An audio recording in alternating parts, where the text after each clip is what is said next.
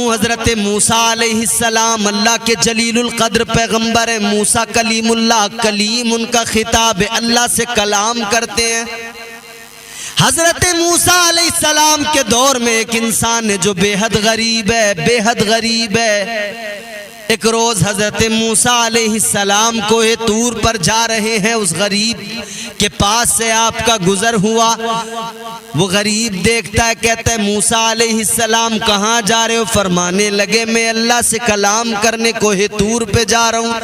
वो गरीब कहने लगा जा रहे हो तो मेरा एक मारूज़ा भी अल्लाह की बारगाह में पेश कर देना, मेरा एक पैगाम रब के हुजूर तक पहुँचा देना।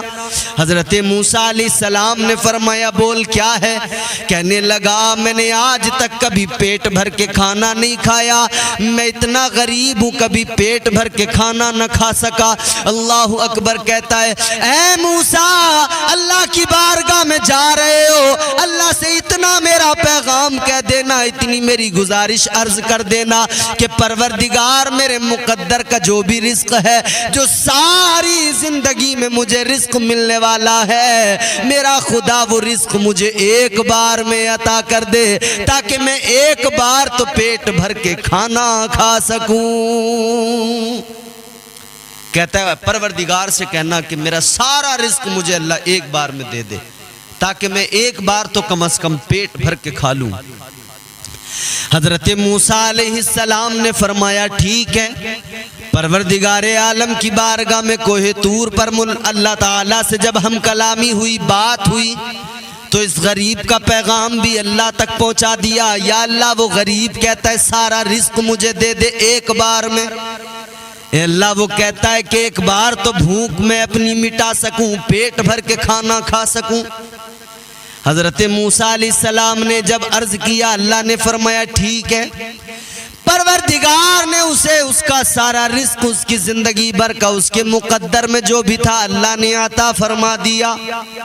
अब मेरे अजीजों हजरत मूसा अलैहिस्सलाम तो आ गए कोहे तूर से।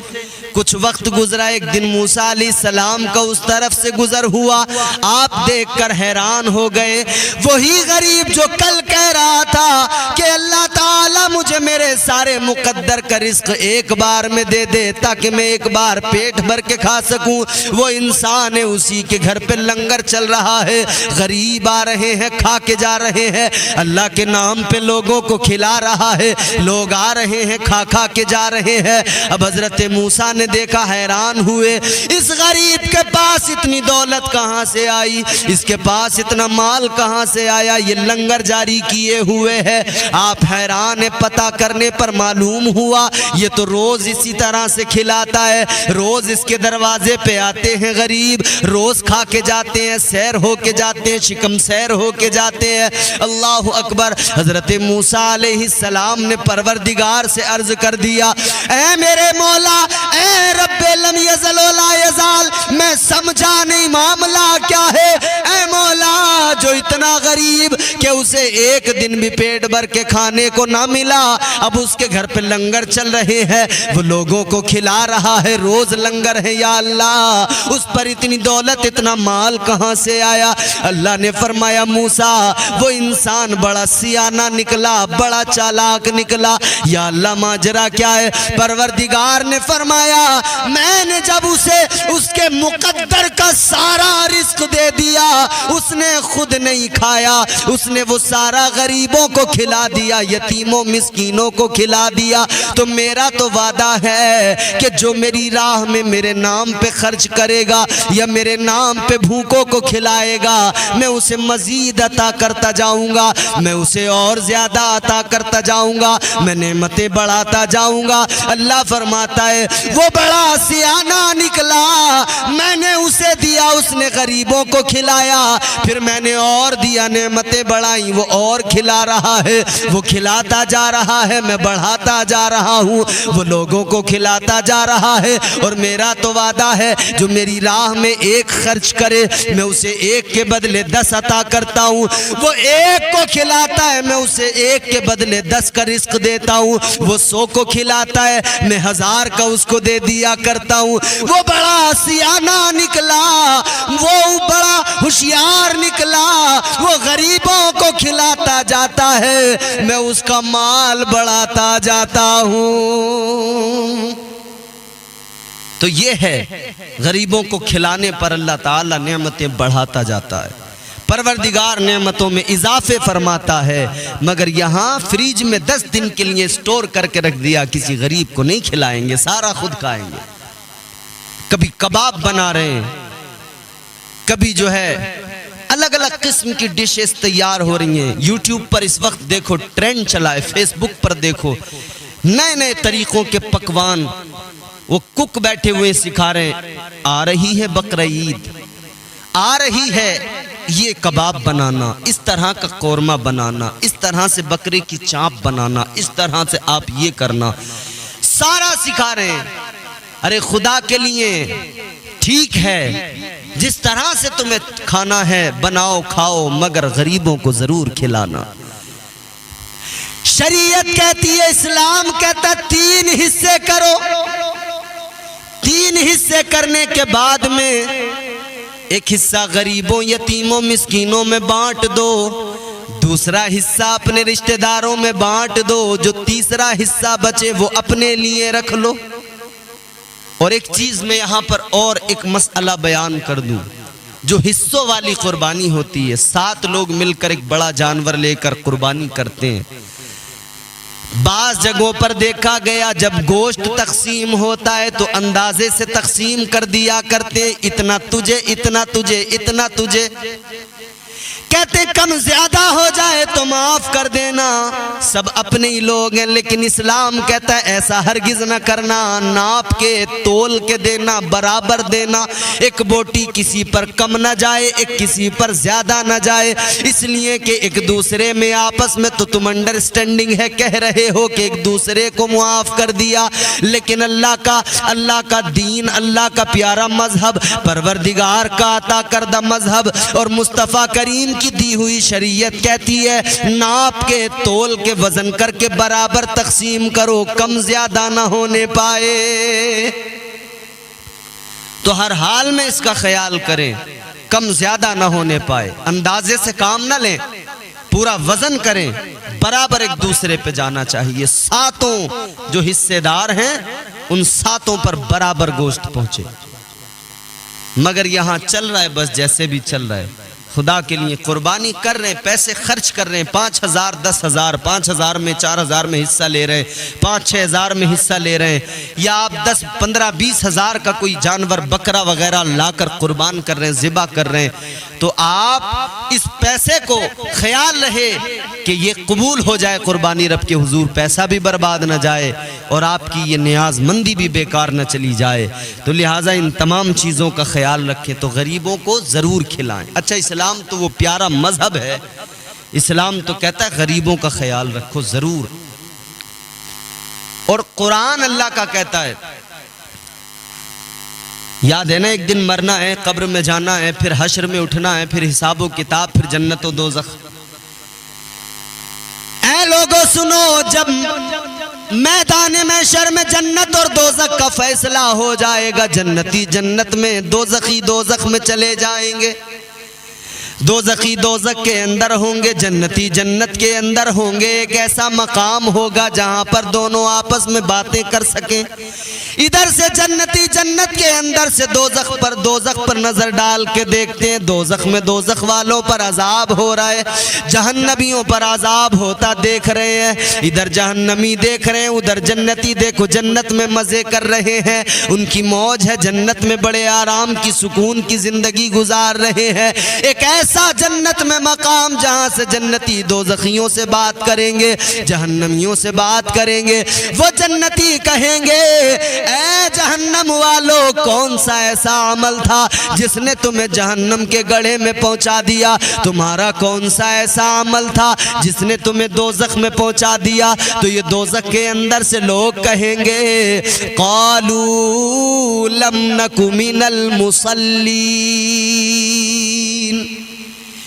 ये दोज़ख वाले कहेंगे हमारा पहला अमल ये था, नमाज नहीं पढ़ते थे, हमने नमाजों को तर्क किया, जिसके इवज़ आज हमें ये नुकसान पहुंचा, हम दोज़ख में यानी जहन्नम में आ गए। और दूसरी बात वो कहेंगे वलम नकु नुतइमुल मिस्कीन।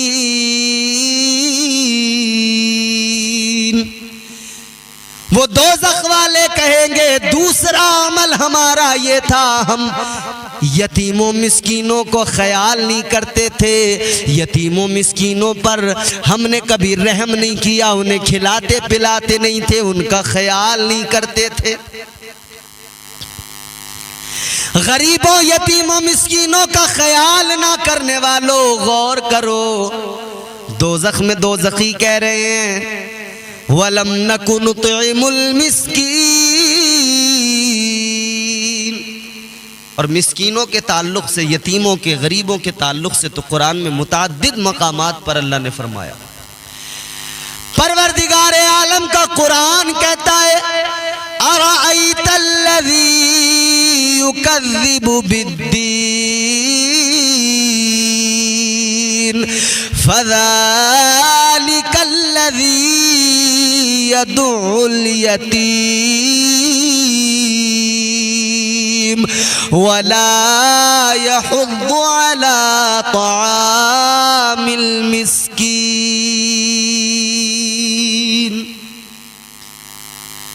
तो जरूरी है कि हम मिस्कीनों का, यतीमों का ख्याल करें। ईद का दिन आता है, क्या हम देखते नहीं है? सारे के सारे देखकर अनदेखा कर दिया करते हैं।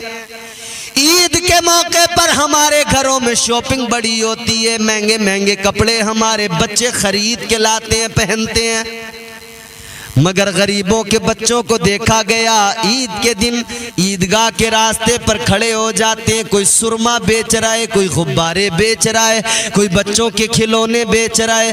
किस बात ने उन्हें मजबूर किया कि वो ईद के दिन फटे कपड़ों में, पुराने बोसीदा लिबास में, ईद की खुशियों से अलग थलग होकर वो 2-2 रुपए के वो आइटम बेच रहे हैं, वो 5-5, 10-10 रुपए के वो गुब्बारे बेच रहे हैं।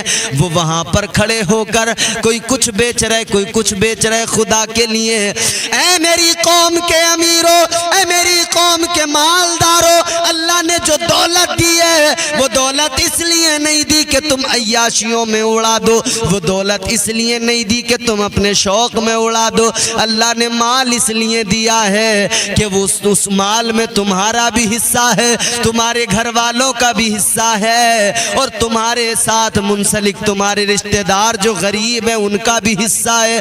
और जो अल्लाह ताला परवरदिगार आलम माल दे रहा है उसमें गरीबों का भी हिस्सा अल्लाह तुमको देता है। और ये भी आजमाइश है, कभी अल्लाह दे के आजमाता है, कभी अल्लाह लेके आजमाता है।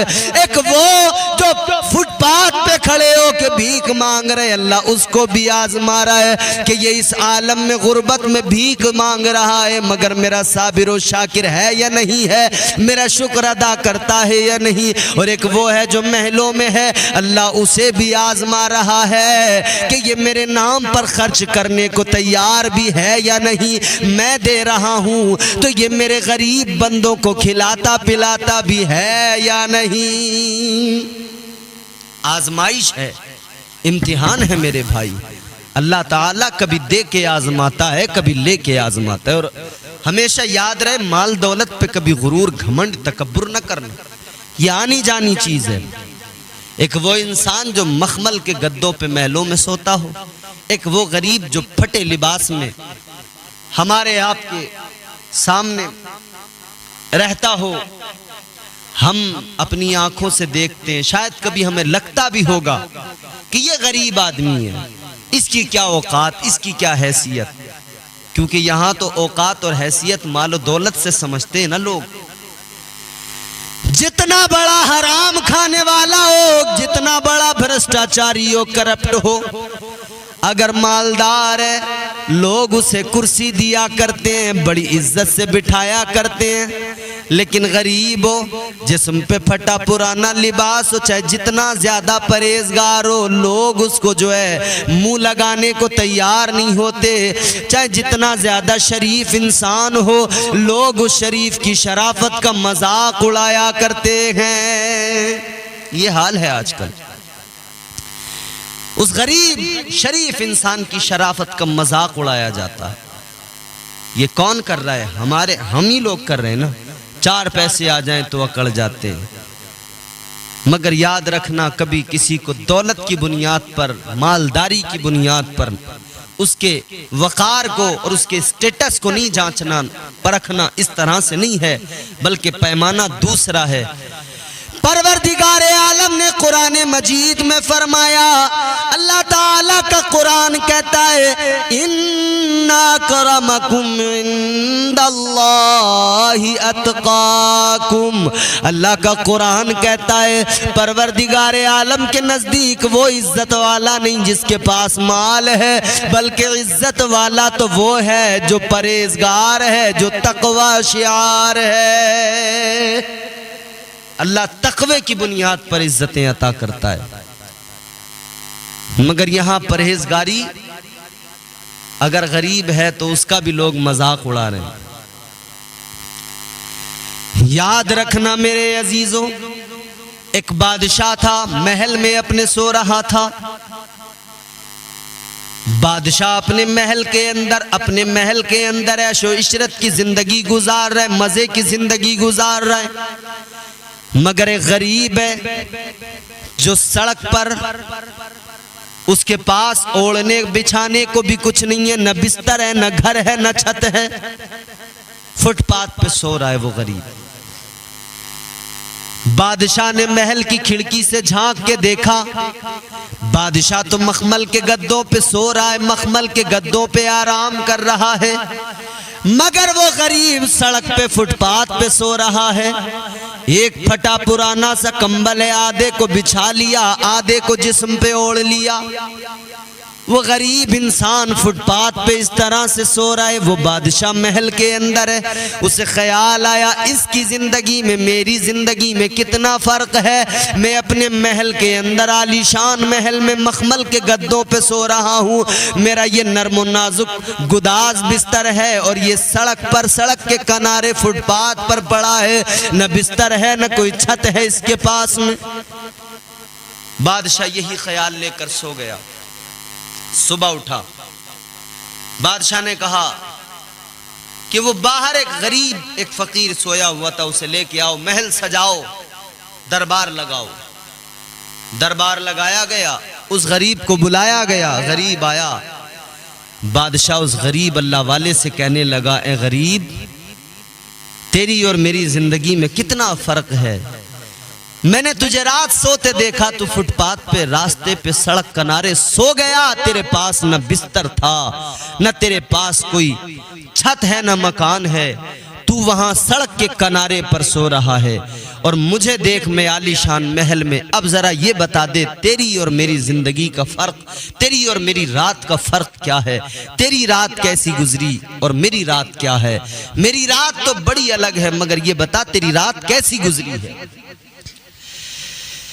जब उस गरीब से, उस अल्लाह वाले से बादशाह ने कहा, ये बता तेरी रात कैसी गुजरी, वो गरीब कहने लगा, वो अल्लाह वाला कहने लगा, उस फकीर ने जवाब दिया है, बादशाह सुन ले, तेरी और मेरी रात, आधी रात तो दोनों की एक जैसी गुजरी। तेरी और मेरी दोनों की आधी रात एक जैसी, कोई फर्क नहीं। जैसी तेरी रात गुजरी वैसी मेरी गुजरी। मगर आधी रात के बाद में जो अगला रात का हिस्सा था, वो आधी रात मेरी जो है वो तेरी आधी रात से ज्यादा अच्छी गुजरी।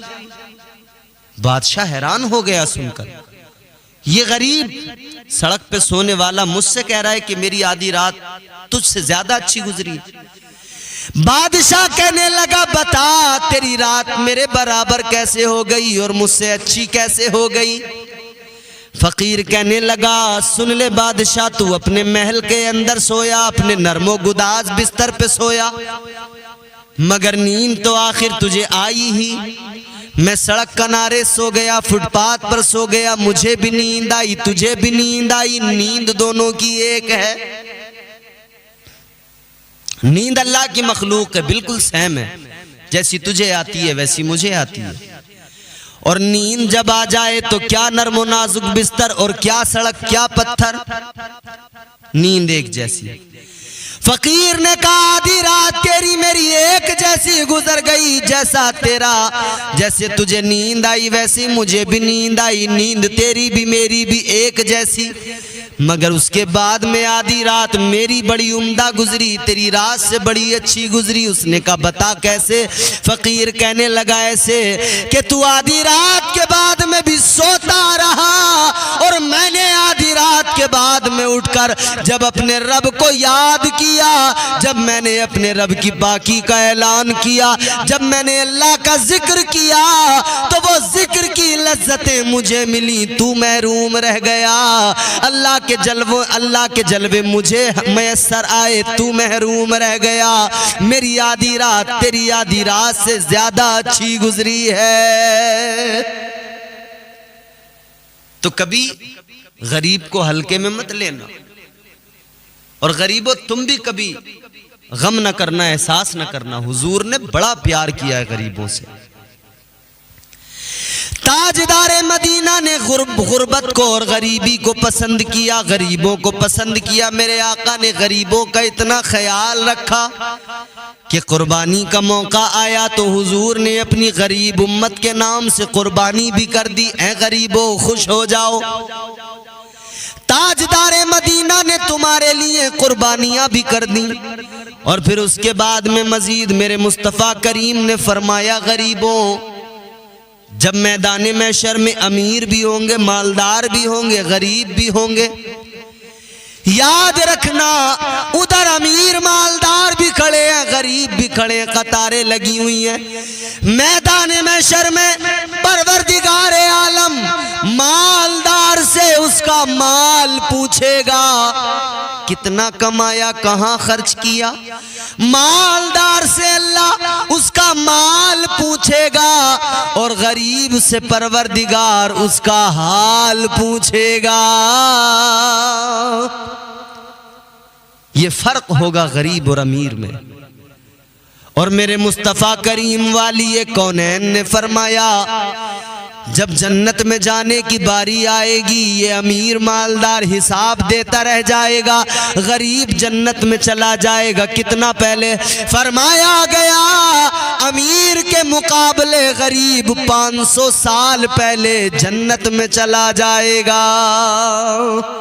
ये फर्क है, अमीर मालदार के मुकाबले गरीब 500 साल पहले जन्नत में चला जाएगा।